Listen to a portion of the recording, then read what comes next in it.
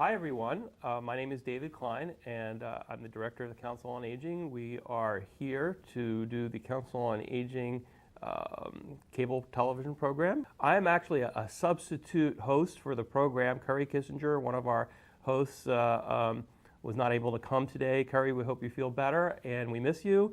And we've got a great program today. We've got Christopher Foye here, who's the Executive Director of the Life Care Center of Acton, to talk about rehabilitative care and the differences between facilities and why one would use one versus another. Angela Smith, our program and outreach manager for the Council on Aging, and Holly Mansfield, who's the director of the Recreation Department for the town of Carlisle. So with that, we'll kind of get right into it. A couple announcements. We normally have a representative from our Friends of the Council on Aging here when we record these programs, and they make announcements that they're very important to us. This is the fundraising branch of the Council on Aging, and people make donations to them, and through them they support activities and programs and residents from Carlisle, services that the Council on Aging provides. So we're very grateful to them. Angela, I understand that they have a couple of things that they wanted to announce. Right. Carrie was also being, but not only our host, but our Friends rep today. So I'll try to just ensure that people know what's coming. Assuming that the program gets done early enough, then you'll find out that Sunday, May 21st is the Friends annual meeting, and that's going to be at Benfield Farms. And we have a special a special guest speaker, yes, right? Yes, the guest speaker is Tim Holt, and Tim's going to talk about the Carlisle past, present, and future. Who is this Tim Holt guy? I've heard of him. Tim is somebody who was a longtime resident of Carlisle and also a former selectman, and he also is one of our hosts. Even though he's moved to Concord, he still comes back and joins us as a volunteer. So it should be a fun event. There's always lovely refreshments, and if people want to come, Nancy Justine would like to know, because they want to make sure they have enough food, and her number is 978-369-5078. So they would also like to put a note out to thank the Carlisle artisans, because the artisan gave a percentage of their sales from January through March to the Friends of the Council on Aging. And the kind of money that we get from the Friends of the Council on Aging allows us to do programming, to subsidize our exercise classes, to do some fuel assistance, food assistance, and buy medical equipment. And if we have an unusual expense, we're able to do that because of their generosity. So for anybody who has donated to the Friends, we'd like to say thank you. Yeah, I can verify that. Your contributions to the Friends impact us in a very significant way. And in addition, and this is one of the things I love about Carlisle, our Friends group and the Friends of the Cleveland Public Library team up, and we can get some great speakers and events over at the library as well. Right, and for the fall, we're having Gary Highlander come back and do a history event, and Steve Travis a music event, and then next spring we will have Art Matters with Jane Blair come back, and those are all funded through the Friends. Yeah, all great speakers. Gary Highlander, if you like history, he's like a drug. You could get addicted to listening to him talk about history. So good. Holly, what is going on for the summer? We are gearing up for our summer program, and we have a lot of things planned for adults and for kids. So if anyone out there has any grandchildren that they'd like to sign up for some programs, they're all listed in this brochure, which went out in March. We do have a great summer fun program, which is held up at the school, where we do arts and crafts and tennis and swimming and sports and all sorts of fun activities. And actually, Angela and I put together some intergenerational programs, right, which will be incorporated into our summer fun program. Those are some One, we're going to have Audubon come and bring some live animals. Yes. And we're going to have a lunch. And one, we're going to go to a local farm and see their Arabian horses and learn about them. And the final one, the teacher who does our Sama class, which is a martial arts-based class, is going to bring some of her young students and do a demo. And you are having Susie come with her motorcycle and ice cream That's right. for that event. Yes. So those are some things that we have planned for the summer that we have done together, which we're excited about. Some of them we've done in the past, but they've been so successful that we just wanted to continue with them and offer those opportunities again for people here in Carlisle. New generation of youth. That's right. That's right. Now it's a nice program, you know, seeing the kids together and the seniors, and it's just it works very well. So, but I would like to mention a few trips that we have coming up. We do have a trip on June 18th going to the Tall Ships down in Boston. Very popular trip. I think we have 2 buses going down between Carlisle and Concord, Bedford, and Acton. We're all working together, collaborating to try and get the word out there about these amazing trips. And I've got a question about that, Yes. because having organized trips like that in the past, if it's a hot day, these buses are like the big buses with air conditioning, right? yes, they are the coach buses, and they're very comfortable, so it's a nice ride down. And then we also have one of our favorites that we bring back every year is the trip up to Maine. That's on August 19th. That always seems to get a good group from Carlisle as well as the surrounding towns.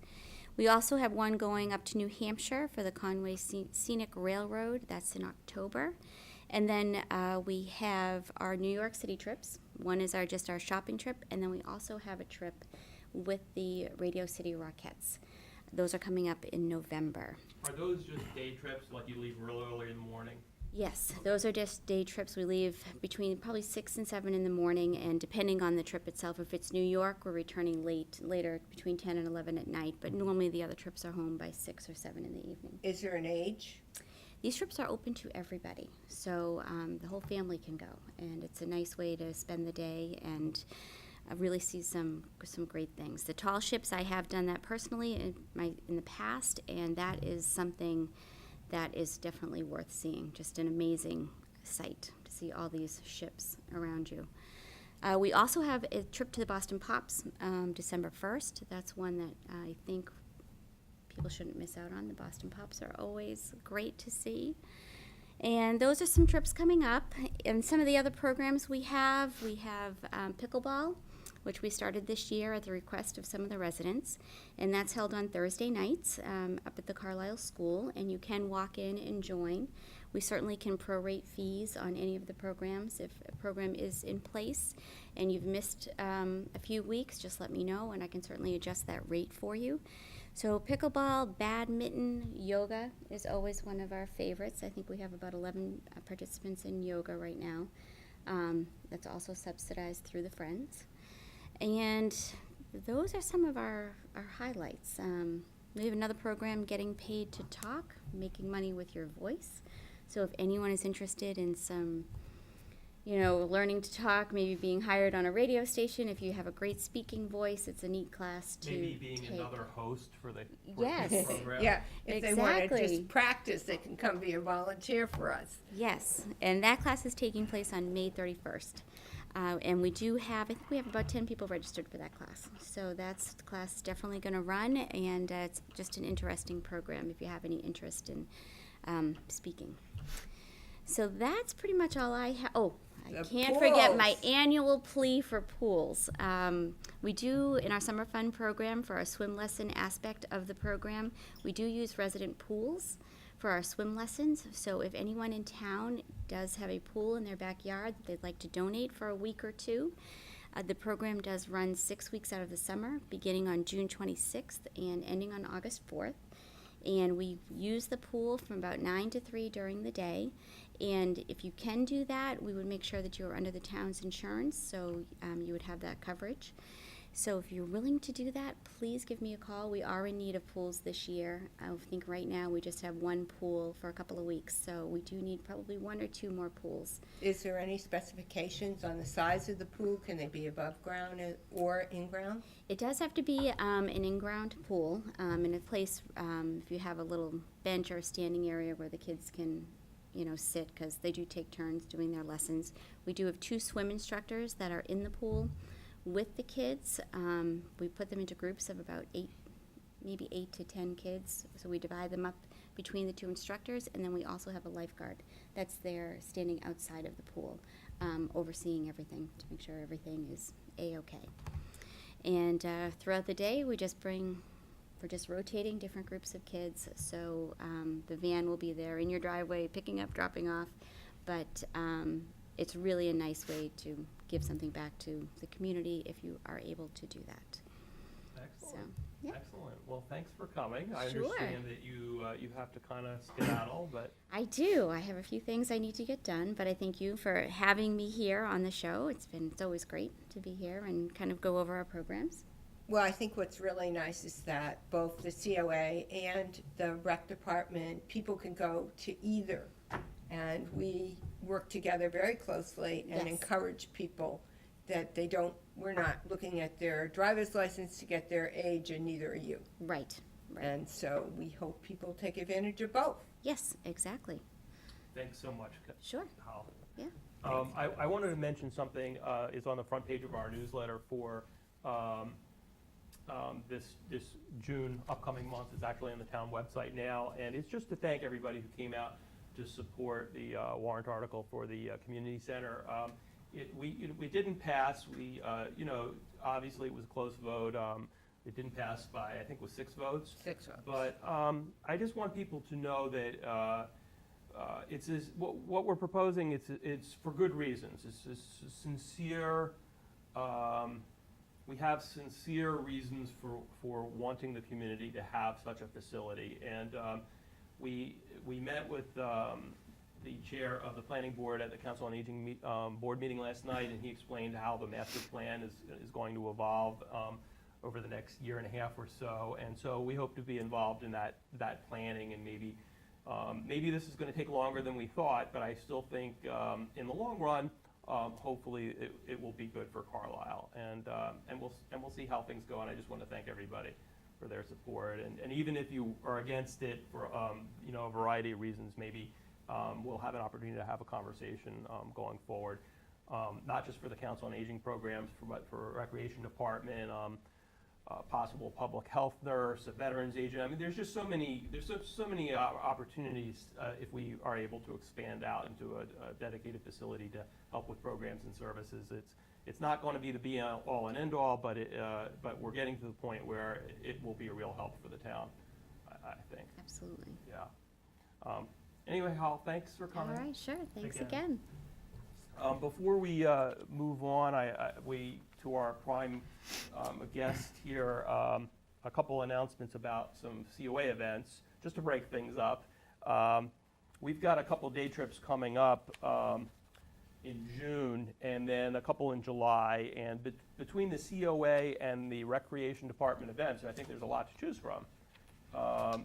We've got something called, that many of you may be familiar with, but maybe not everyone, called Joanne's Restaurant Reviews. And that's local trips that Joanne Willens, who's one of our prime travel coordinators for the Council on Aging, does, where she takes people or hosts and coordinates lunches once a month to a local restaurant.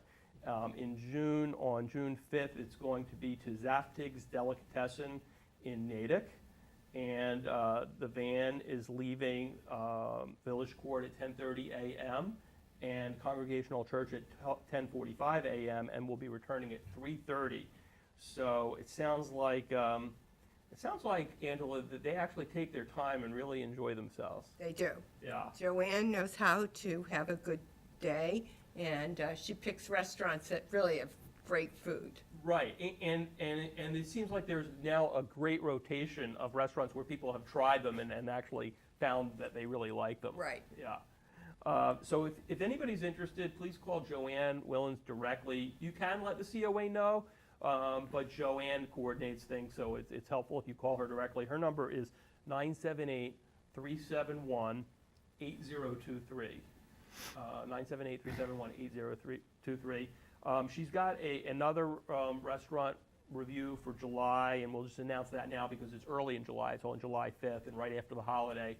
And by the way, I'm assuming the town hall is closed on July 4th, which is a Tuesday. I'm going to put that out there in case people are wondering. But as we get closer to that, we can talk. The trip in July, on July 5th, is to Bamboo in Westford.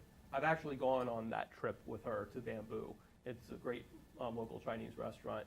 The van fee is $2 for that trip. It's $5 to go to Natick because it's a little bit further out. But as most people know, our van fees are more donation based. And so if for some reason you don't have the money at that particular time, that's fine. We just want to get you there safe and sound and get you home safe and sound. We also have a trip coming up in July to the Edward M. Kennedy Institute, Wednesday, July 19th. And the entrance fee is $12. We had a trip there last summer that was well received, right? Right. People really enjoyed it. It's right next to, for those who are curious, it's right next to the Kennedy Library. Right, the JFK The Museum. JFK Museum, and we're working on a trip. I actually, as you know, David, we have Frank Rigg, who used to be the curator for the JFK Museum, lives in town. So last night we did come to a date in August that he will do a private tour for us of the JFK Museum. So the first 10 people that call and get on the list, and we do give priority to the Carlisle residents for that. So if you're hearing this early and you want to sign up, please call, and it will be first come, first served. It's a great experience. Both you and I have gone. I mean, Right. most of our staff has gone as like a town representative. And, Right. You know, it's Kennedy Library is a special place to go anywhere. I'm assuming that most presidential libraries are great historical places to visit, but the Kennedy Library is the one in New England. And having somebody who is the curator, like we do in Frank, it's a pleasure because he has insights that not everybody has. Right, and he's able to take us to places in the museum that aren't open to the public. So that's really fun, and we will do the usual trek from there to Sully's at Castle Island for lunch. Right, and if the weather's good, especially, that's a great thing. Two other trips I'll mention, and then we'll move on. We have a trip to Newburyport scheduled for June 13th that I believe is Joanne has arranged, and so that's a day trip. It would leave Village Court at about 9:15 a.m. and Congregational Church at 9:30 and return in the range of 3 to 4 p.m. And I've never been to Newburyport. I understand it's charming. It is, it's a beautiful coastal town with nice shops and good restaurants. So it's more of when they're there, or no, it's more of a kind of like stroll around on your own and then meet Right. back? Okay. Right, All right. and you can go and sit by the ocean. There's a whole boardwalk. Right. Oh, okay. Excellent. I did not know that. And then in August, and I won't get into particulars, but just in the back of your mind, save the date. We have a trip August 8th to Ogunquit, Maine. So I'm assuming that's kind of a long day as well, Right. but probably a very nice day. Exactly. Yeah. Angela, before we get to our guest Chris, do we have anything that you want to go over? We can hit a few of our meal programs. We're Okay. going to have our coffee in June, and that one will be the last one this year till September. And that's going to be hosted by the police. Wow. So Chief Fisher and his crew are going to actually do the cooking, and that should be interesting. And then we'll have our Chelmsford Crossing lunch on June 7th, and that's going to be at the Congregational Church. And we're going to have, after the program, Steve Collins, who you know is a really well-known artist and actor, and he's going to do a program on Robert Frost's poems. Wow. So that should be fun. And on June 15th, we have Steve Golson doing a video tour of his Grand Canyon of Texas. So we'll get to see all his slides, and he's an amazing photographer. We'll have our women's breakfast on July 11th, and we're asking the women to do a potluck. Where the men's breakfast on June 8th, where they just have to show up, and they don't have to cook anything. It's a lower bar for the men, isn't it? Yeah, well, but the very The good. food is very good because you know the chef. Yes, it's my husband. Yeah. He got conned into this a long time ago. He's been doing it since, and so usually it's either French toast or pancakes and scrambled eggs and ham and all sorts of things. So we hope people that happen to be home, maybe for the summer, or work out of their house, or a senior comes by. It's 8 o'clock at Village Court. And then our Senior Moments Coffee at Fern's on the 12th and 26th of June.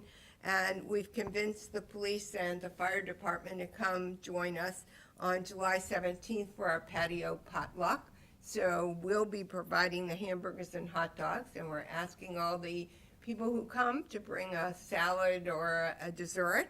And the police and the fire chief will be here to talk and find out what's on people's minds and just listen. Excellent. So that's always fun. So we hope that the people come and enjoy our programs.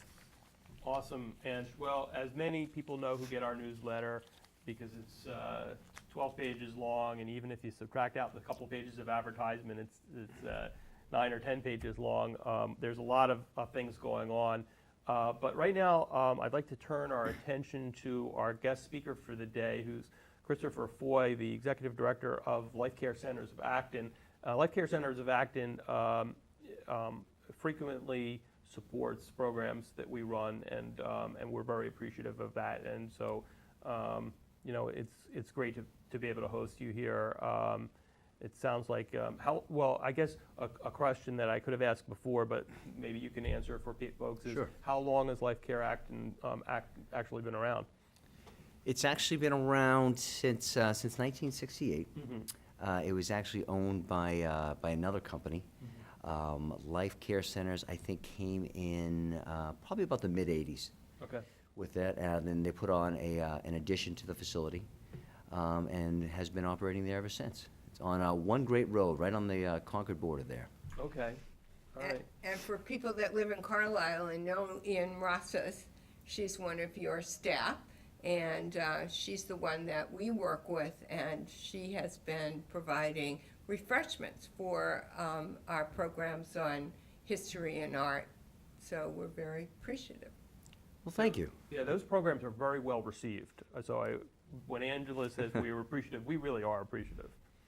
It's great because it's working with a skilled nursing facility, it's really kind of about the community because, the people coming are local. So, to really get to know the communities, what their needs are, the people, programs that are there, it's really important. So it's nice to kind of, because each little town or each little community has their own little quirks, their own little, special groups and organizations. So it's nice to kind of get out there and meet the people and kind of, Be involved in the community. yeah, and just kind of have that footprint there, which is nice. So Chris, one of the things I think that we hope that people get out of today's discussion is to learn what the difference is between a skilled nursing facility and maybe other things that they hear about, be it hospitals, assisted livings, nursing homes. So what is a skilled nursing facility, or people use the acronym SNF sometimes? Sure. And why would one go there as opposed to some of these other places? Sure, and SNF is that simple acronym. A lot of hospitals will use it, physicians will use it, and it stands for a skilled nursing facility, which under the technical piece is under Massachusetts. That's our license, so we're licensed as a skilled nursing facility. We do provide short-term care rehab and long-term care.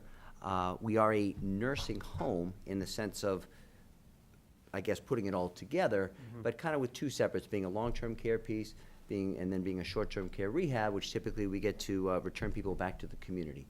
One thing that makes us different, we're kind of more of like a piece in the care continuum.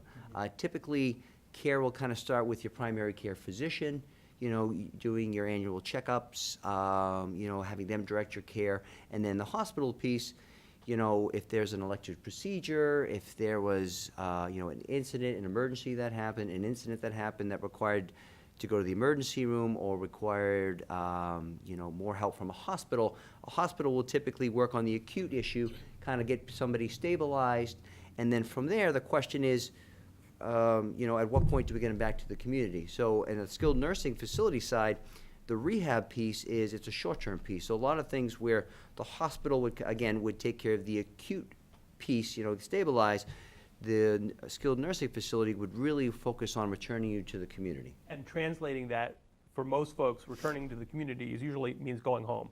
Is getting you back home. And it's not just getting you home, because the piece is always getting you home, but keeping you safe and making sure that you have the resources that you need. So a lot of the pieces are, people sometimes think, well, it's physical therapy, or I just got to be able to move better. But a lot of our programs we do is really looking at you at home and what do you need to do? How many stairs are in the home? So if you have a single level home, is it handicapped access? Do you have 3 stairs to get in, and then maybe 9 stairs to get up to your bedroom?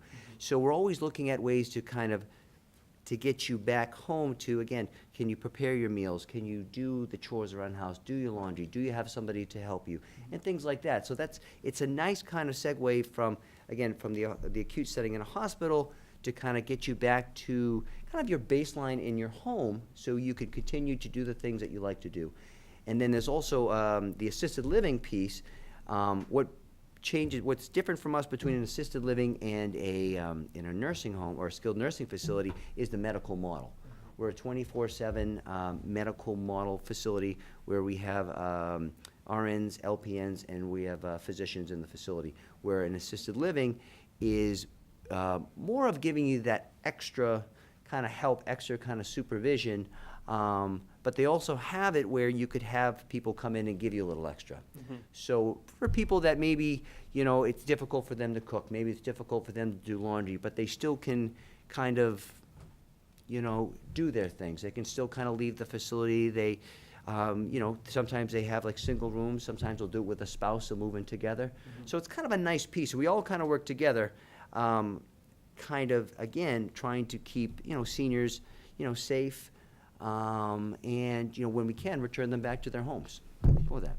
I have another question, and I think I know the answer to, but maybe you could elaborate a little bit. Beyond using the word skilled to just make a differentiation between what Life Care Center of Acton does and maybe another facility, there actually is an insurance component of why that word is being used, skilled, isn't there? Yes, and that's a very good point. I'm glad you brought that up. Typically with skilled care, so when we're looking at insurances, so nursing home care, it can be covered under insurances. Probably I'd say the biggest one is usually Medicare or Medicaid services. Medicare being with the federal government, Medicaid being with the state program, and then there's also many managed care programs out there. A skilled service, so pretty much the 2 types of services I'd say we provide is a skilled service where we're providing a specific skill, like a nursing skill to a patient to treat them, better them. For example, if somebody went in and got so you had a hip replacement. So you had the surgery was a procedure, and it requires skilled services because it needs physical therapy, occupational therapy. If the person had medication needs, now it needs a skilled nursing piece to manage the medications. If there's any wound care for the surgery, those are all skilled procedures. The other side of that is what we would call like a long-term care settings or more custodial care. For people that typically maybe are unsafe to live at home, maybe they live by themselves, they have difficulties, dressing, grooming, bathing, things like that, and they Activities of daily yeah, living. the activities of daily living. You need more. They would come on a more of a custodial kind of a long-term care basis. Custodial care, the only real insurance that pays for that is Mass Health Medicaid. There are some private insurances that you could get long-term care insurance, but typically you'd get that, I think, in your 40s to 50s window, and that does give you some, I guess, some insurance protection, I guess, or benefits if you were to need it in the future. But really the biggest thing with the skill is that service that needs to be provided medically. It could be, again, surgical rehabs, total knee, total hips. It could be IV medication that you need. You had an infection or something along that line. It could be exacerbation of an illness. People have, cardiac problems, lung breathing problems, COPD, things like that, where it's something, happens at home, you go to the hospital stabilize it, you would come to a nursing facility, do short-term rehab, and then send you back to your home, type of piece. Okay, wow, very interesting. Do you have any questions around what we've covered so far? So Acton, Life Care Center of Acton, has both rehab and long-term care. Yep. And people can go from the hospital there. Can they go from home there if they were looking for long-term? Yes, they can. So again, with the medical model that we have, in order to bring somebody in, we need to have them seen by their physician. So we have had people where they haven't had an episode, they haven't had an elective procedure, an exacerbation of an illness, where maybe they're living alone and they're just having trouble taking care of themselves. Typically, we work very closely with a lot of PCPs, primary care physicians in the area, and a lot of them will notice as they're meeting with the residents for their checkups and follow-ups and things like that, they'll talk to them about that. And we do get a lot of local community referrals, and a lot of them tends to be sometimes the older children of the family members will say, you know what, I went to go see my mom, and she just seems like she's having some troubles, and I want to find out about long-term care. And we bring them in, we can give them a tour, and then we talk about how you can come in from the community. So really, as far as coming into a nursing, you can come from the hospital setting, you could come from the home community, you could come from an assisted living. They have acute rehab facilities, like where the Patriots use Spalding in Boston, that just do acute rehabs. So there's a lot of ways that the skilled nursing facility kind of works their way into that continuum of care to kind of, meet the needs of the residents. Awesome. I was told that one of the things that might be good to discuss is a website that provides information about different places. I guess it's called Nursing Home Compare. I personally have never heard of it, so maybe you could take a moment to talk about that.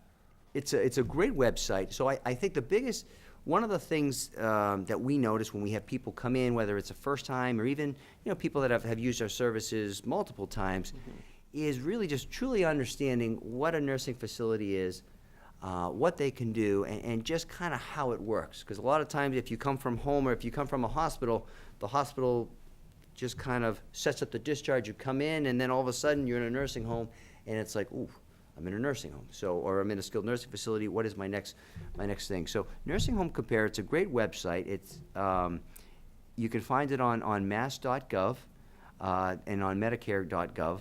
There's links to get to it, and it's a wonderful site because what it does is you can put in your zip code, and you can say how far away you're looking from your home, and you can search any nursing home in the country.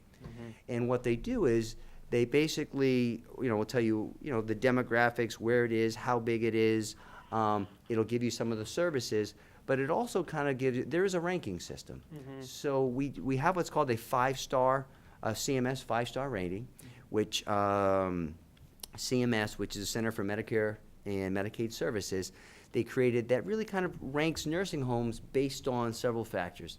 It's based on their staffing levels. It's based on their surveys and survey history, and surveys are basically when your state Department of Public Health comes in once a year and kind of checks you out, sees how you're doing, looks through your systems, looks at the resident, looks at your care. So they look at staffing, they look at the survey results, and then they look at quality measures. And quality measures is kind of the meat and potatoes of what we do in the sense of our care.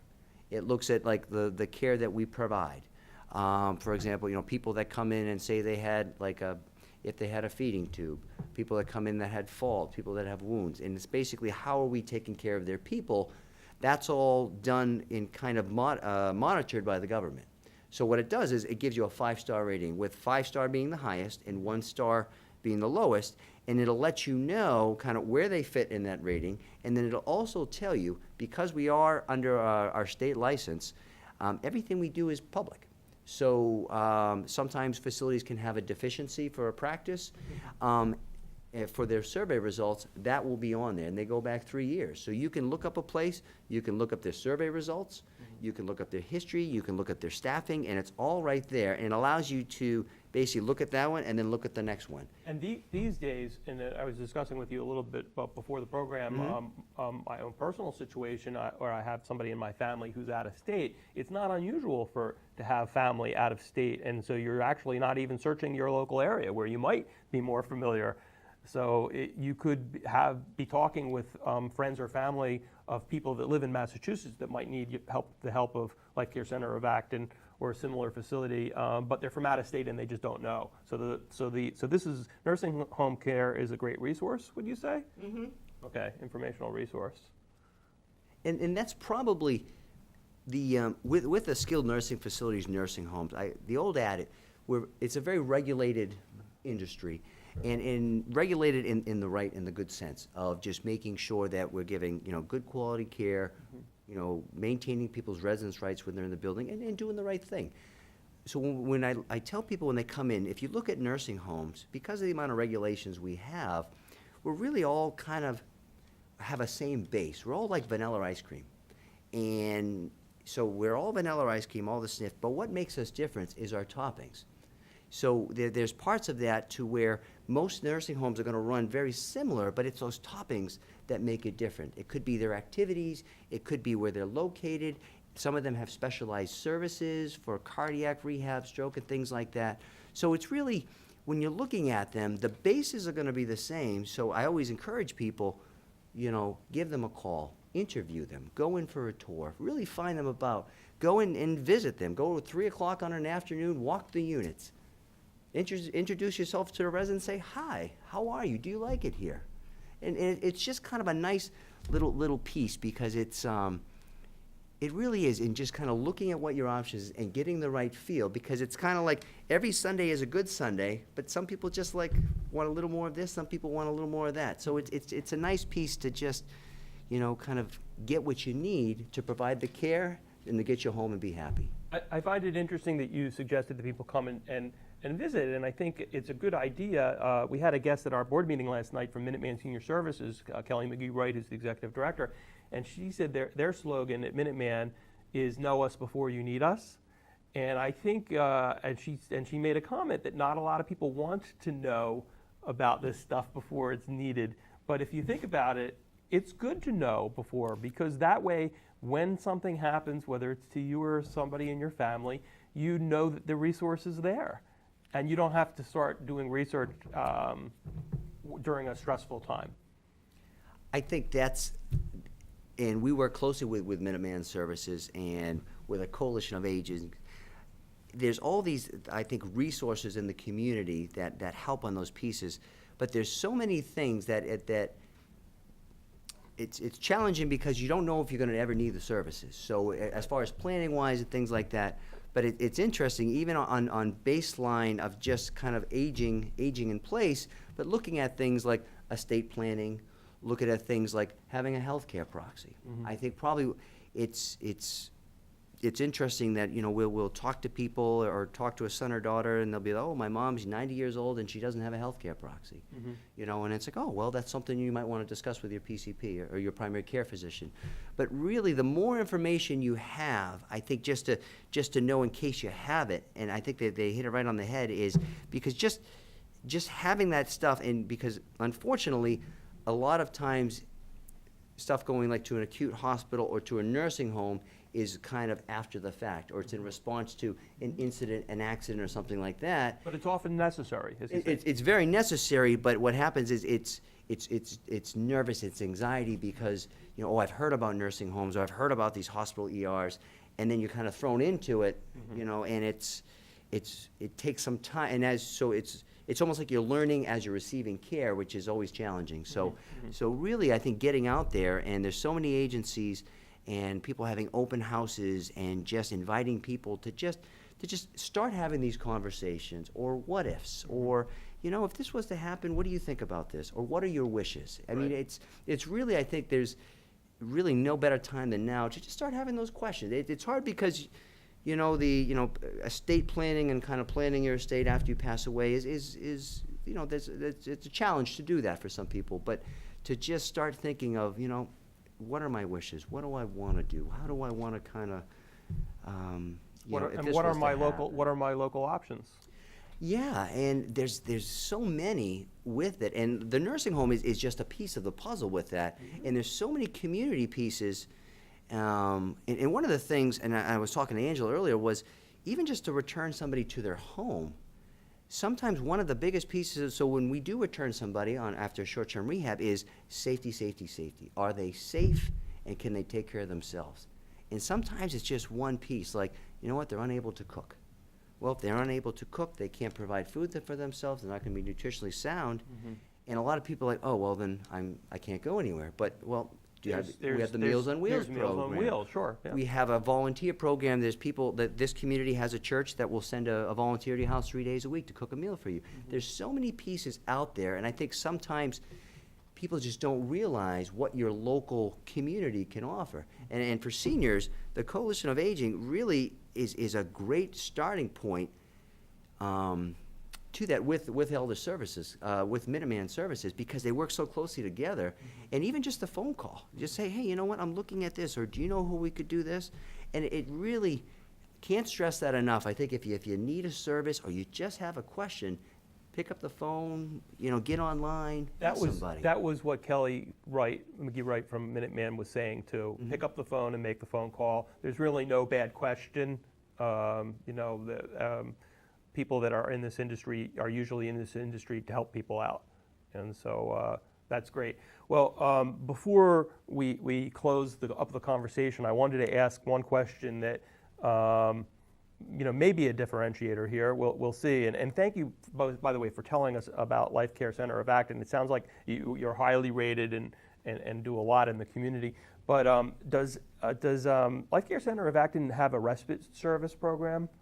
We do have a respite service. Okay. And we do work with Minuteman Elder Services. So when you say respite services, there are different ways to, I guess, have a respite stay. Yep. There's some that can be coordinated based on your insurance. It could be some that are coordinated based on if you're working with Elder Services or not.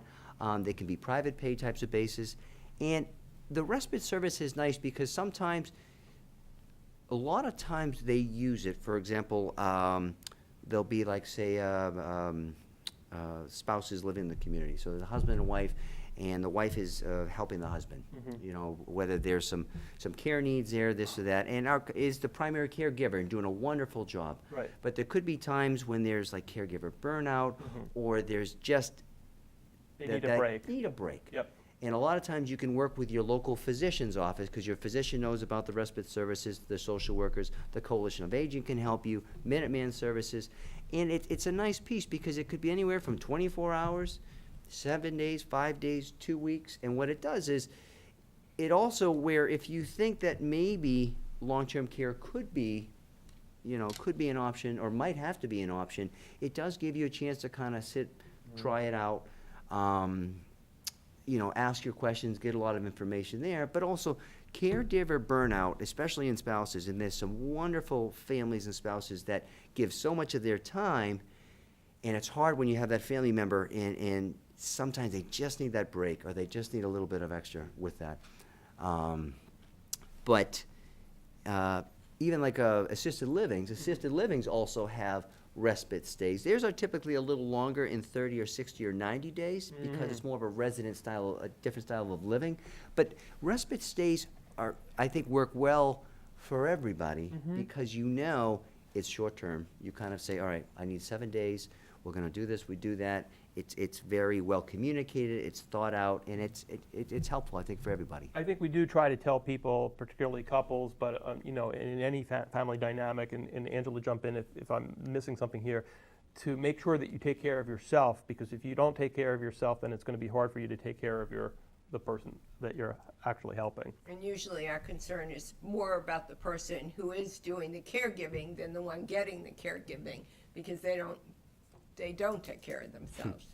So, we, in recognition of this, we actually, the Council on Aging, have received a small sum of money from the community chest for the last several years to offer some respite care subsidies. It doesn't last very long. It's only a few $1,000s, but we've been able to offer, I think we've been doing like $500 or $600 increments for each Yeah, we've person. been doing it more for home care. In-home, that's right. It has been more for in-home care, but I mean, it has in-home care or adult daycare Right, type get of a things. few hours Right. of help. But it could happen for a skilled nursing facility. It's just that the money wouldn't go quite as far, but something is better than nothing. And so I just thought I would throw that out there. I think the one piece we didn't in talk about home care, I think home care can be something, a whole separate topic, but that's another, I think, piece of the puzzle, is even like when we return people back to their community, to their home, and then it's kind of like from the hospital to the skilled nursing facility to home care, then the home care services can help provide those things, again, to get you acclimated back into your daily routine. So it's really a nice piece with that. And as far as what we do too, is we kind of have it from the start to finish. I mean, we have the social services, we have the therapy, we have the nurses, the physicians, so we're all putting together, the plan of how to get people, the correct care, the right care, and, to get them back home when we can. Yeah, that's awesome. I mean, I think the word that you used at the beginning is something that I think is somewhat true. It's like a continuum of care. Chris, thanks so much for coming today. Before we let you go, though, we covered a lot, and like you said, some of these subjects we could go on and on about, like the home care. It's a big subject. But is there anything that we haven't covered, anything about Life Care Center of Acton that you'd like us to know about? I think, like I said, going back to my ice cream piece again with the toppings, I've been there about a year and a half now, and it's really a nice. It's funny because you walk in, and I have these 6 residents that are at the coffee machine, and they're telling stories, and I have music playing, and it's just one of those things. Like, stop by a nursing home. I know it's not on your top list to visit a nursing home. But if you have a family member or somebody, stop by, take a look. Currently, we are a 5-star facility. We've been that for about 6 months now in the 5-star rating system. We've worked very hard to get there. I have a director of nursing that's done very well. I mean, our nursing department. But it's a lot. You think it's like a hospital, but when you come in, and this is actually a National Nursing Home Week for us, and it's called Spirit of America is the theme, and we're doing everything with flag. We had a big flag ceremony. We had some local people come from the Legion to help raise the flag. We have a lot of vets. We're doing all these Yankee Doodle things, and it's not what you thought nursing homes were back in the 60s, 70s. They're not that anymore. It's really a residential activity-based place, and it's different. So I encourage people, take a look, get online, look at some of those numbers. Go visit one if you have a family member or something, because I think you'd be delightfully surprised that, this is not what I thought it was. Excellent. I think it's a good idea, personally. Well, thank you so much for coming. Thank you for the invitation. It was very nice to be here. Thank you, Chris. But before you leave, I think there's 2 things I want to make sure that people hear. One is, if you are in a skilled nursing facility or an assisted living and you don't like something, say something. I get so many seniors that say, I was here for so many days and I didn't like this. And I said, well, did you tell them you didn't like it? How can they fix it if they don't know? So that's a message that I'd like to give to all of you out there. If you are in a facility and there's something that you don't like, please make sure they know about it so they can correct it. That's huge. We have, the CMS has come up with these things called resident rights for the nursing home. I believe there's 48 of them. And being a resident in a nursing home, you have these rights to just make sure we take care of you. Your dignity, privacy, you have say in what you do, picking your doctor, picking this, you want to be part of that. Even how we call people. Technically, we don't call them patients because we're a resident style, we call them residents. If I'll walk in your room, I have to knock on your door. I don't knock on your door, I can't go in because that's your home. So it's very big on those pieces, and customer service, and we have a grievance process.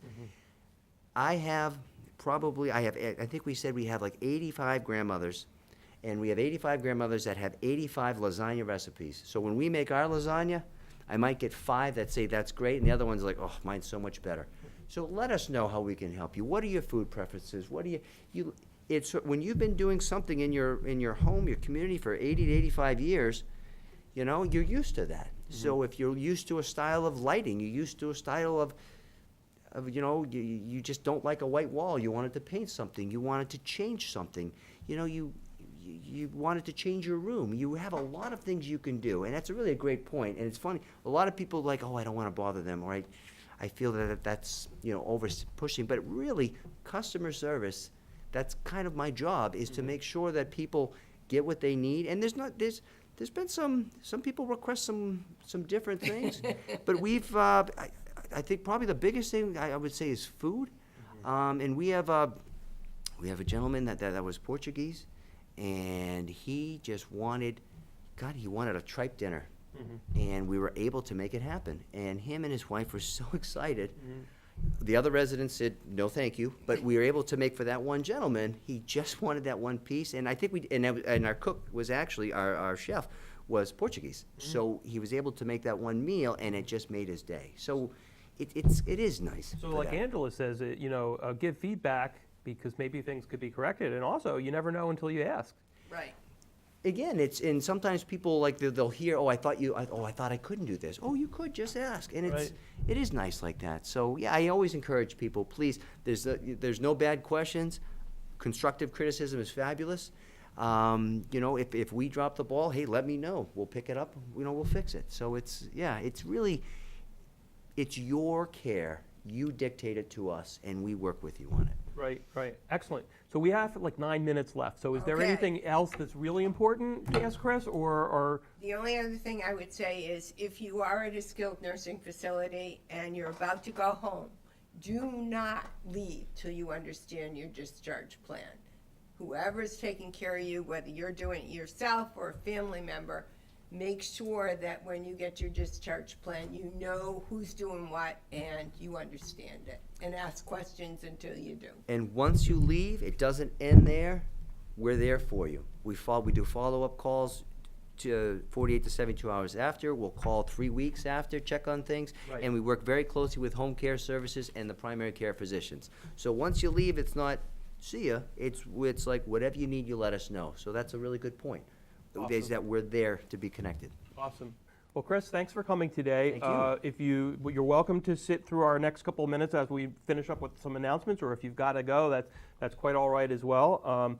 Angela, why don't you tell us about the Senior Charlie Card program from the MBTA? Okay, if you are a senior and you take the MBTA or you take the commuter rail, you can get a discount by getting a Charlie card. And how do you get that Charlie Well, Card? normally you have to go into downtown crossing and it's not very easy, but the MBTA does have a process that COAs can, if they get a maximum number, which is at least 15 people, we can fill out the forms and take pictures of people here in this room, and we did it twice last year, and we're willing to do it again. So we're hoping we get 15 people.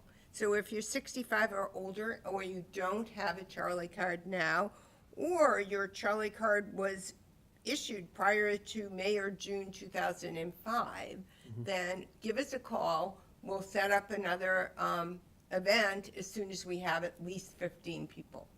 So we're looking forward to doing that for people. It's a good program. I've been involved with that in other communities, and it works well. So if you like to travel and you want to get a discount, then we'll try to make it easy for you. Right. All right. Well, let us know about that. And what is this Are You OK program?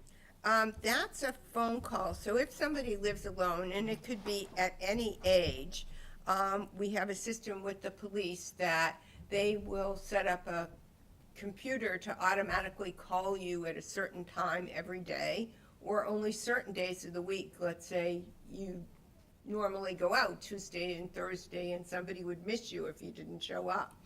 And so they call, you pick up the phone, if everything's okay, you hang up, and that's the end of it. If you don't pick up, then they will try you several times by computer, and then the police will call. If you still aren't picking up, then they're going to come and visit. And this is important because we've had people fall, and not be able to get to the phone or be unconscious. And it saves some people's lives because somebody was found that might not have been found. So it's free. They can call me and we can fill out the form. And you can do it also on a short-term basis. So maybe you normally live with your spouse or you live with your kids, but they're going away for 2 weeks vacation. You can have this for 2 weeks, just to make sure, because we never know when one of us may trip or fall. It's kind of an unobtrusive way to get some peace of mind. Right, and it's free, and it's, you know, an easy thing to do. Great, great. And that's been an ongoing program, so feel free to call the COA for more information on that.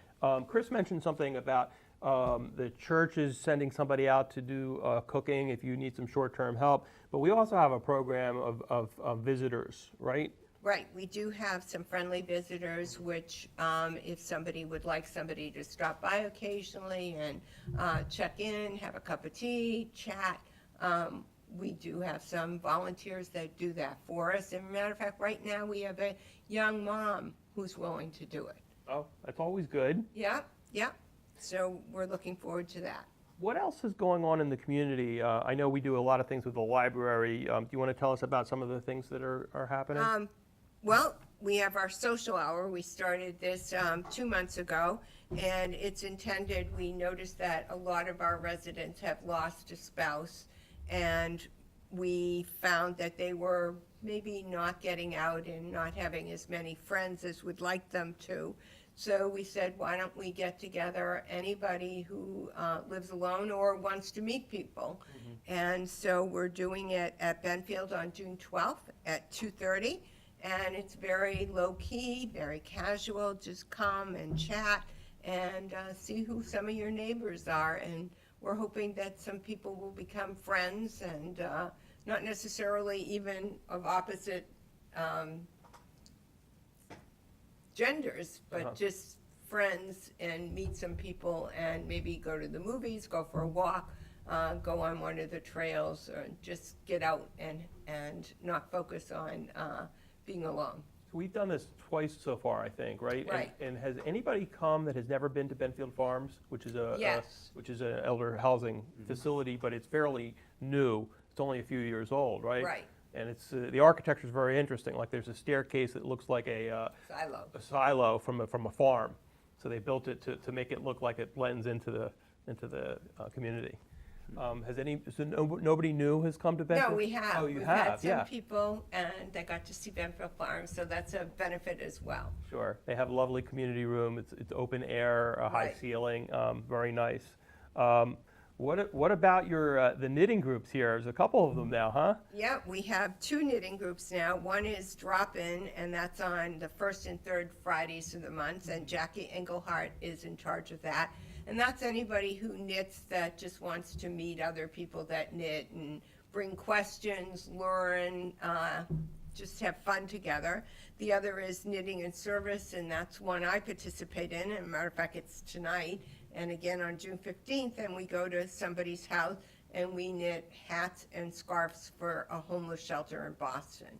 So we've been doing that for a number of years, and I think last year we got, I think it was like 185 hats or scarves that all of us knitted and gave to the shelter. That's pretty awesome. So it's a fun group, and it's nice going to somebody's home and just relaxing and chatting while we knit away. Right, right. And the Carlisle Farmers Market, that's reopened? Yes, that's reopened as of June 24th, so not Okay. quite yet. Not quite yet, but it's on the way. Right, so stay tuned, and that's at Kimball Farm parking lot on Saturday mornings. Guess what? We are literally almost out of time. I think we have less than a minute. What else Okay. would we want to mention that we haven't covered? We did thank you again for coming, Chris. It's a sign of a good program when you actually run out of time, I think.